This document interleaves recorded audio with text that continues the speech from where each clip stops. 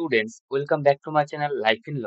তো আজকের এই ভিডিওতে আমরা federal features of the Indian constitution নিয়ে আলোচনা করব। অর্থাৎ ভারতের সংবিধানে যে সমস্ত যুক্তরাষ্ট্রীয় বৈশিষ্ট্যগুলো রয়েছে সেগুলো নিয়ে আমরা আলোচনা করব। We all know that India is a federal country. অর্থাৎ আমরা সকলে জানি যে ভারত হচ্ছে একটি যুক্তরাষ্ট্রীয় দেশ, ঠিক আছে। But the word federal is not use in the entire constitution. ভারত ফেডারেল রাষ্ট্র অর্থাৎ ভারত যুক্তরাষ্ট্রীয় রাষ্ট্র, ঠিক আছে, কিন্তু ভারতের সংবিধানে কোথাও কিন্তু এই ফেডারাল ওয়ার্ডটা কিন্তু ইউজ করা হয়নি, ঠিক আছে। Article 1 states that India, that is Bharat, shall be the union of state. তো আমাদের এই আর্টিকেল 1-এ বলা হয়েছে যে ভারত হবে অঙ্গরাজ্যগুলোর একটি সমূহ, এবং আমরা এর থেকে যা বুঝতে পারি যে ভারতের স্ট্রাকচারটা হবে ফেডারাল, ঠিক আছে। কারণ আমরা জানি যে যুক্তরাষ্ট্রের ব্যবস্থায় বিভিন্ন অঙ্গরাজ্যগুলো মিলে একটি দেশ গঠিত হয়, ঠিক আছে। তো এবার আমরা একে একে ভারতের সংবিধানের ফেডারাল ফিচার্স গুলো নিয়ে আলোচনা করব, ঠিক আছে। First one is dual polity, অর্থাৎ দুই ধরনের সরকারের উপস্থিতি। The constitution provides union government for the centre and the state government for the state. তো আমাদের ভারতের সংবিধানে দু ধরনের সরকারের কথা বলা হয়েছে, কেন্দ্রের ক্ষেত্রে কেন্দ্র সরকার এবং রাজ্যগুলির জন্য রাজ্য সরকার, ঠিক আছে। Both the government exercise their specified functions as provided under the constitution. তো এই দুই ধরনের সরকারের কি ক্ষমতা হবে, কি পাওয়ার হবে, বা কি কাজ হবে, সেগুলো কিন্তু সংবিধানের মধ্যে সুস্পষ্টভাবে বলা হয়েছে, ঠিক আছে। তো যেহেতু আমাদের ভারতের সংবিধানে দুই ধরনের সরকারের উপস্থিতি দেখা যায় এবং দুই ধরনের সরকার ক্ষমতাকে বন্টন করা হয়েছে সংবিধানের মাধ্যমে, সেই জন্য আমরা বলবো যে ভারতের সংবিধান হচ্ছে ফেডারেল সংবিধান। আর এই দুই ধরনের সরকারের উপস্থিতি হচ্ছে ভারতের সংবিধানের একটা যুক্তরাষ্ট্রীয় বৈশিষ্ট্য। Union deals with the defence, currency, railway and foreign affairs. তো ভারতের কেন্দ্র সরকার ডিফেন্স অর্থাৎ প্রতিরক্ষা, কারেন্সি অর্থাৎ মুদ্রা ব্যবস্থা, রেলওয়ে অর্থাৎ রেল পরিষেবা, অ্যান্ড ফরেন অ্যাফেয়ার্স অর্থাৎ ভারতের সঙ্গে বৈদেশিক রাষ্ট্রের কি সম্পর্ক হবে সেগুলো কিন্তু কেন্দ্র সরকার পরিচালনা করে, ঠিক আছে। আর স্টেট গভর্নমেন্ট কি করে? The state government deals with the health অর্থাৎ স্বাস্থ্য, এগ্রিকালচার কৃষি, এবং লোকাল সেলফ গভর্নমেন্ট। তো আমরা জানি যে ভারতে কিন্তু পঞ্চায়েত এবং মিউনিসিপ্যালিটির মতো লোকাল সেলফ গভর্নিং কিছু বডিজ রয়েছে। তো এগুলো নিয়ে এবং ভারতের রাজ্য সরকারগুলি কাজ করে মেইনলি, ঠিক আছে।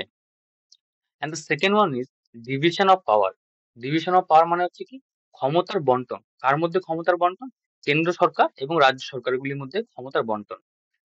One of the essential features is the power relating to governing of the state is to be divided between the central and the state government.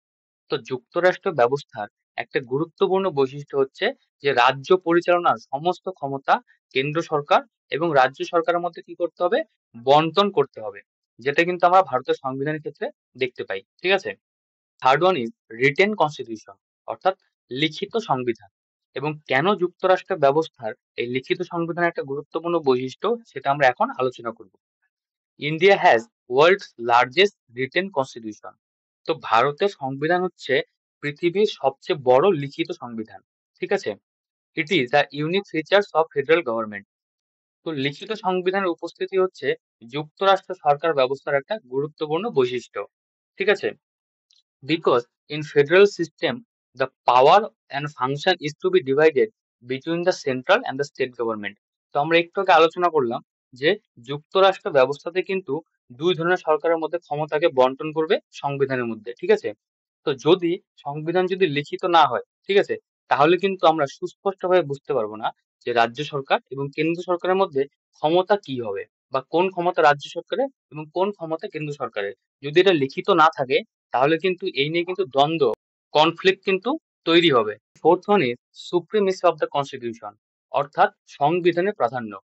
তো যুক্তরাষ্ট্র ব্যবস্থার আরেকটি গুরুত্বপূর্ণ বা মৌলিক বৈশিষ্ট্য হচ্ছে সংবিধানের প্রাধান্য থাকতে হবে।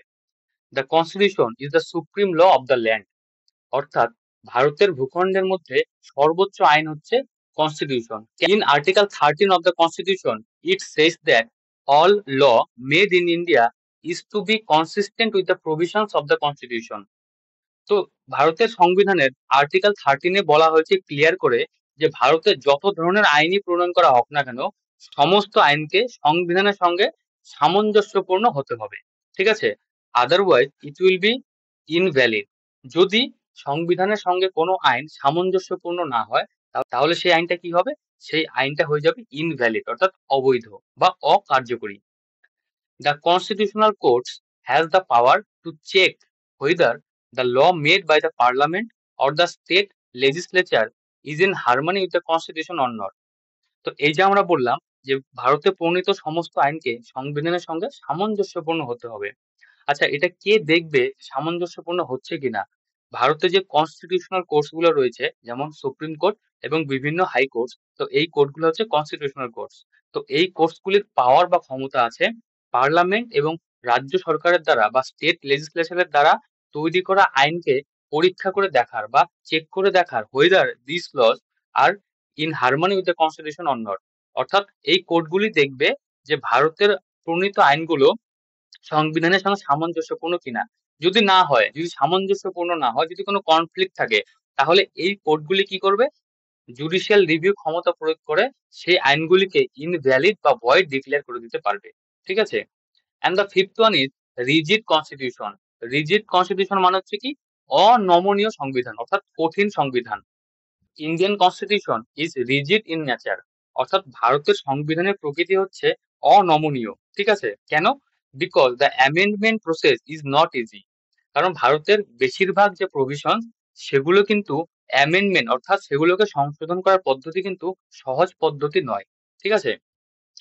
Article 368 of the Constitution gives power to the Parliament to amend the provisions of the Constitution. তো আমাদের সংবিধানকে সংশোধন করার ক্ষমতা রয়েছে পার্লামেন্টের কাছে। ঠিক আছে? আর সংবিধানের আর্টিকেল 368 পার্লামেন্টকে এই ক্ষমতাটা দিয়েছে সংবিধানকে সংশোধন করার। কেন?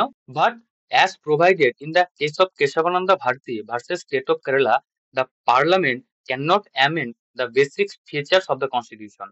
ভারতের পার্লামেন্ট সংবিধানকে সংশোধন করতে পারে, পার্লামেন্টের ক্ষমতা আছে, কিন্তু ভারতের supreme court Kesavananda Bharati versus state of Kerala এই কেসটাতে বেসিক ফিচার্স এর একটা ডক্ট্রিনকে তৈরি করেছিল। ঠিক আছে?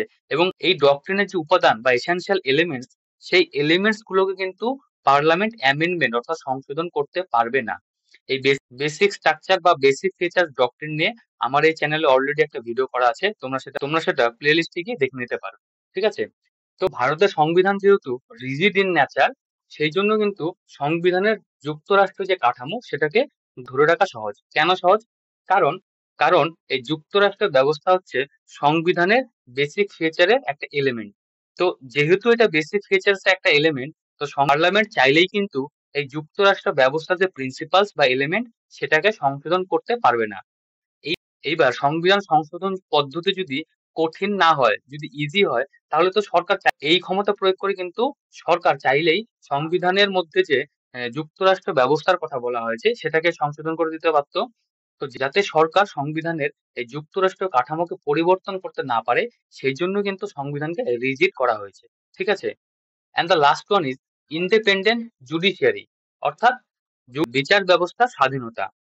In federal system of the government, the judiciary is to be separated and independent entity. তো যুক্তরাষ্ট্র ব্যবস্থার আরেকটি মৌলিক বা মূল বৈশিষ্ট্য হচ্ছে বিচার ব্যবস্থাকে ইন্ডিপেন্ডেন্ট হতে হবে এবং সেপারেটেড হতে হবে। Judiciary is one of the important organ of the government. আমরা কিন্তু জানি যে সরকারের 3টা বিভাগ থাকে, আইন বিভাগ, শাসন বিভাগ এবং বিচার বিভাগ। তো এই বিচার বিভাগ কিন্তু সরকারের গুরুত্বপূর্ণ একটা কিন্তু বিভাগ। ঠিক আছে? Article 50 of the Constitution says that the judiciary shall be separated from the executive organ of the government. তো আমাদের সংবিধানের আর্টিকেল 50 তে বলা হয়েছে যে সরকারের যে শাসন বিভাগ রয়েছে সেই শাসন বিভাগের থেকে বিচার ব্যবস্থা কি করতে হবে? আলাদা করতে হবে। আর যদি আলাদা করা যায় তাহলেই কিন্তু বিচার ব্যবস্থার স্বাধীনতা এবং নিরপেক্ষতাকে বজায় রাখা সম্ভব। এবং একটি যুক্তরাষ্ট্র সরকার ব্যবস্থায় যদি বিচার ব্যবস্থা যদি স্বাধীন বা নিরপেক্ষ না হয়, তাহলে কিন্তু যুক্তরাষ্ট্র কাঠামোকে সঠিকভাবে পালন করা বা বজায় রাখা কিন্তু সম্ভব নয়। ঠিক আছে? তো আমরা কিন্তু ভারতের সংবিধানে দেখতে পাই যে ইন্ডিপেন্ডেন্ট জুডিশিয়ারির কথা বলা হয়েছে এবং আর্টিকেল 15 এও সেই কথাটাই বলা হয়েছে যে বিচার ব্যবস্থাকে শাসন বিভাগের এখতিয়ার থেকে বাইরে রাখতে হবে। ঠিক আছে? So thank you for watching this video. আশা করছি তোমরা এই ভিডিও থেকে বুঝতে পেরেছো যে ভারতের সংবিধানের মধ্যে যে ফেডারেল ফিচার্স গুলো রয়েছে সেগুলি কি কি। So thank